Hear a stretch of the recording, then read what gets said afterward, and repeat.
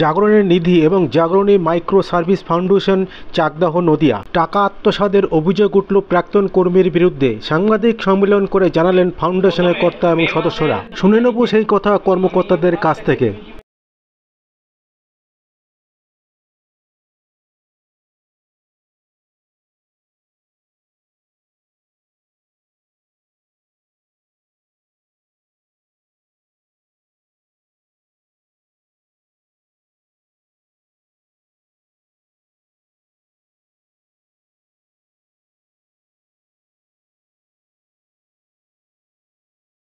Intimation notice করি ওনাকে, legal notice আমার প্যাডে। সেখানে নোটিশটি প্রপার ডেটে 3 দিনের মধ্যে উনি রিসিভ করেন, কিন্তু উইদাউট রিপ্লাই। কোনো রিপ্লাই আসে না, যেখানে একটা 15 দিনের ইন্টিমেশন পিরিয়ড দেওয়া ছিল, কিন্তু কোনো রিপ্লাই আমি পাইনি। আফটার দ্যাট 16th জুন আমি ফার্স্ট কমপ্লেন করি।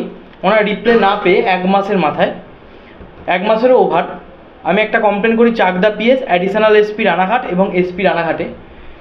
সেই কমপ্লেনের আমার কোনো রিপ্লাই আসেনি। আফটার দ্যাট আমি সেকেন্ড কমপ্লেন করি 23rd July, after 1 month, Chakdah PS, additional SP Ranaghat, MCA complaint section, ROC Kolkata, appeal section of help of MCA, deputy SP Ranaghat. এইটা করার পর চাকদা থানা একটি এফআইআর নিতে বাধ্য হয়। সেই এফআইআরের কপি আমার কাছে আছে, এই যে এফআইআরের কপি।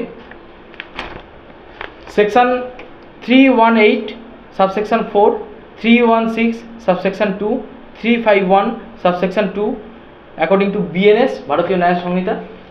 এই সেকশানে ওনার এগেনস্টে কমপ্লেন লজ হয়। স্টিল নাও উনি কিন্তু দিব্যি বহাল তবিয়াতে ঘুরে বেড়াচ্ছেন। সেইটি হয়ে যাওয়ার পর আমি আরেকটি কমপ্লেন লজ করি Chakdah PS, additional SP Ranaghat, ROC Kolkata, CVO MCA.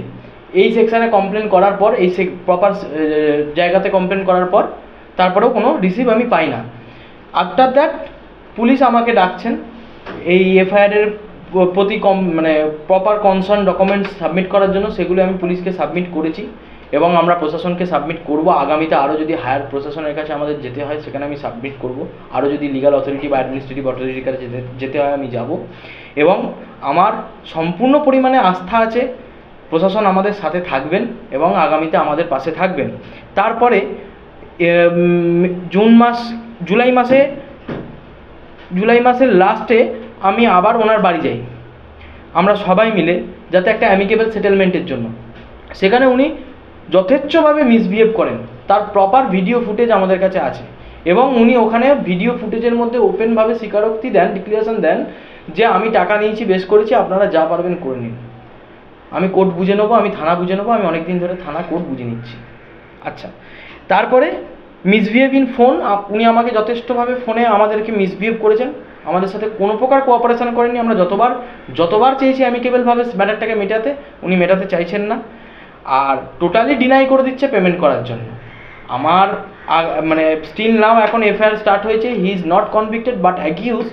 আমরা লোয়ার কোর্ট, ডিস্ট্রিক্ট কোর্ট এবং অনারেবল হাইকোর্টের ওপর আমার সম্পূর্ণ পরিমাণে আস্থা আছে। মহামান্য আদালত যা বিচার নেবে, যা রায় দেবে, সেই রায়ের ওপর আমাদের সম্পূর্ণ পরিমাণে আস্থা, বিশ্বাস, ভরসা সব কিছুই আছে। এবং আমি জানি আমরা সত্যের পথে আছি, আগামীতে আমরা সত্যের পথে থাকব এবং মানুষের স্বার্থে, মানুষের পাশে জাগরণী মাইক্রো সার্ভিস ফাউন্ডেশন এবং জাগরণী নিধি লিমিটেড ছিল, আছে, থাকবে। To the inspector in charge Chakdah police station, application for taking an emergency FIR, I, Shankhu Subro Satra, Advocate, Calcutta High Court, attached with Ministry of Corporate Affairs, Finance Sector, and also panel legal advisor of Jagaroni Nidhi Limited, formerly Jagaroni Micro Service Foundations, Mr.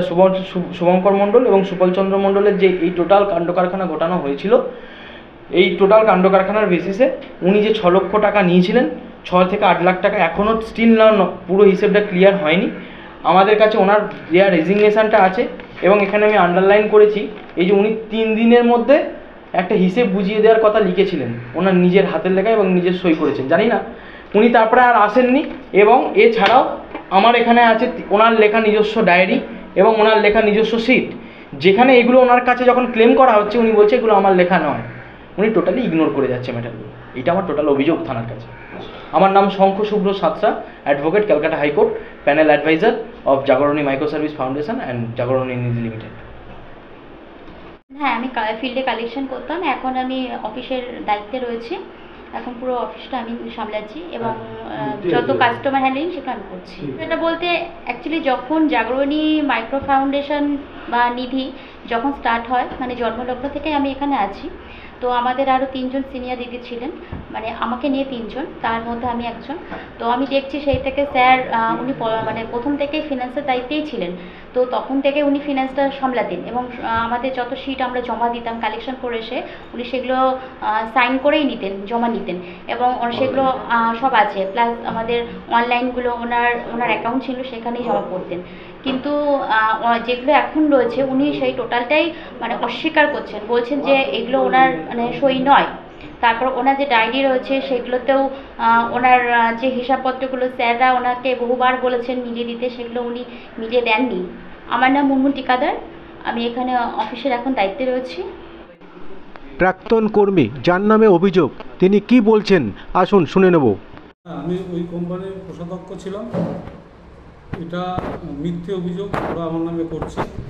ওরা 27 তারিখে আমার নামে FIR করেছে, করে 6 তারিখে আমার বাড়িতে হামলা করেছে। করার পরে আমি থানায় গিয়ে জানতে পারলাম, থানায় যখন ওদের নামে এফআইআর করতে গেলাম তখন জানতে পারলাম যে ওরা 27 তারিখে আমার নামে এফআইআর করেছে। আমি আপাতত জামিন পেয়েছি। আর ওরা যে মিথ্যে অভিযোগ করছে তার কারণ হিসাবে ওই যে ওরা যে হিসাবটা পেশ করছে সেটা একবার 4 লাখ, 6 লাখ, 8 লাখ, কোনো হিসাবে ঠিক নেই। 1 নম্বর কথা। 2 নম্বর কথা হচ্ছে আমার 3 তারিখে ওরা একটা রেজিগনেশন লেটার দেখাচ্ছে, 31/12/2023 আমি রেজিগনেশন দিয়েছি। 3 দিনের মধ্যে ওদের হিসাব দিয়ে দিয়েছি, হিসাব রেকর্ড করে দিয়েছি। এর আগে সুস্মিতা সিনহা বলে একটা মেয়ে কাজ করতো, তারও 2-3 লাখ টাকার অভিযোগ, তারও সিট খুঁজে পাওয়া যাচ্ছে না, তারও হিসাব লোপাট করেছে, আমার হিসাব লোপাট করেছে, করে ওরা মিথ্যে একটা অভিযোগ করছে আমার নামে। আপনি প্রশাসনের দ্বারস্থ হয়েছেন যখন মিথ্যা অভিযোগ হচ্ছে? হ্যাঁ, প্রশাসনের দ্বারস্থ তো এখনও হয়নি, হচ্ছে, ভাবছি।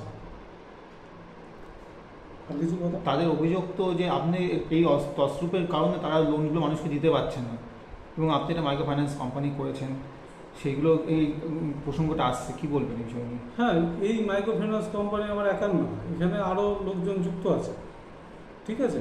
আর এটা ব্যাংক লোন নিয়ে করা আছে, এই micro finance company bank loan নিয়ে করা আছে। আর এই অভিযোগগুলো তো অসত্য অভিযোগ করে, এখন এইসব অভিযোগ করে এখন ওরা পার পাওয়ার চেষ্টা করছে। ওরা লোন দিতে পারছে না, ওদের নিজস্ব ক্যাপিটাল নেই। তাই এই ব্যবসা যখন শুরু হয় তখন আমি ক্যাপিটাল দিয়েছিলাম, আমার টাকাতেই এই ব্যবসা, ওদের ব্যবসা বড় হয়েছিল। যখন আমি টাকা চাই তখনই ওদের সঙ্গে আমার গণ্ডগোল বাধে। আমি বিনা স্বার্থে ওদেরকে টাকা দিয়েছিলাম। আমার যে টাকা, সেই টাকা ওরা সবাই লভ্যাংশ নিয়েছে, আমিও নিয়েছি, কিন্তু আমার এক্সট্রা বেনিফিট আমি কিছু নিই। এই টাকার পরিমাণ যখন চাওয়া হয় তখনই ওদের সঙ্গে আমার গণ্ডগোল বেঁধে যায়।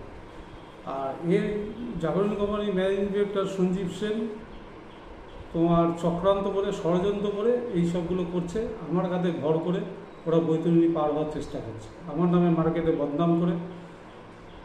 ওরা চাইছে যে আমার নামে মার্কেটে বদনাম করে ওরা কাস্টমারদেরকে দমিয়ে রাখবে। এর আগে সুস্মিতা সিনহার নামে বদনাম করেও কাস্টমারদের কিছুদিন দমিয়ে রেখেছে, এখন আমার নামে বদনাম করেও কাস্টমারদের কিছুদিন দমিয়ে রাখার চেষ্টা করছে। তো আপনি তসরূপের সাথে কোনোভাবে যুক্ত নন? অবশ্যই নয়, অবশ্যই নয়। কেন, আমি যে টাকা এক্সট্রা টাকা ইনভেস্ট করেছিলাম সেটা সব স্টাফরাও জানে, জেনে শুনেও তাও আমার নামে মিথ্যে অভিযোগ করছে। আর আমার যে কোম্পানি হিসাব অনুযায়ী কোনো তথ্য দিচ্ছে না, তো আমার কাছে প্রমাণ আছে। ওরা লিখেছে, আমি একটা খাতায়, ছোট খাতায় হিসাব করতাম, সেই খাতার অনুযায়ী ওরা আমাকে বলছে 4 লাখ টাকা, একবার বলছে 6 লাখ টাকা, একবার বলছে 5 লাখ টাকা। কোনো হিসাব, টাকার কোনো মাপ নেই। যদি সঠিক হিসাবই হতো যে আমি এত টাকা নিয়েছি, তাহলে তো সঠিক হিসাব পেশ করতো, একবারে তো একই রকম কথা বলতো না। আপনি বসেছিলেন ওদের সাথে? হ্যাঁ, বসেছি, অনেকবার বসেছি। সমাধান সুরাহা বেরোয়নি? না, সমাধান সুরাহা বেরোয়নি। কেন সমাধান সুরাহা বেরোয়নি? ওরা বারবারই আমার যে চিটকুট খাতা, সেই খাতা অনুযায়ী হিসাবের কথা বলছে।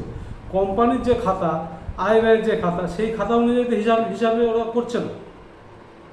আমি একটা প্রাইভেটলি আমার কাজের সুবিধার্থে একটা হিসাব লিখে রাখতাম, সেই খাতা অনুযায়ী ওরা এইসব বলছে। কোম্পানির খাতা অনুযায়ী তো আমাকে কিছু বলছে না ওরা, এবং কোম্পানির খাতা ওরা দেখাতেও আমাকে বাধ্য নয়, এটা বারবারই বলছে। কোম্পানির যে হিসাব সেটা দেখাতে বাধ্য নয়। আমার কথা হচ্ছে আমাকে 11 মাস 4 দিন না কদিনের একটা হিসাব পাঠিয়েছে, সেই হিসাবে আমাকে দোষী সাব্যস্ত করছে। কোম্পানি 2 বছরের যে লেজার, সেই লেজার আমাকে দেখা, সেই 2 বছরের যে হিসাব মধ্যেখান থেকে টেনে নিয়ে এসে বলছে যে এত টাকা আমি তসরুপ করছি। এগুলো মিথ্যে অভিযোগ। যদি হয় তাহলে 2 বছরের হিসাব দেখা।